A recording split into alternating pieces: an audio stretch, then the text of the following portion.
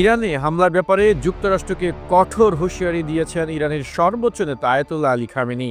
তিনি বলেছেন, ইরানে হামলা চালালে কষে চড় খাবে যুক্তরাষ্ট্র। বার্তা সংস্থা রয়টার্সের এক প্রতিবেদনে তথ্য জানানো হয়েছে। স্থানীয় সময় শুক্রবার খামেনি বলেন, যুক্তরাষ্ট্র ও অন্যদের জানা উচিত যে তারা যদি ইরানের কোনো ক্ষতি করে তারা কষে চড় খাবে। খামেনি আরও বলেন, শত্রুরা ইরানিদের ইসলামী শিক্ষা থেকে দূরে রাখার জন্য একটি মনস্তাত্ত্বিক যুদ্ধ চালাচ্ছে, তবে এতে কোনো লাভ হয়নি বলে জানিয়েছেন তিনি।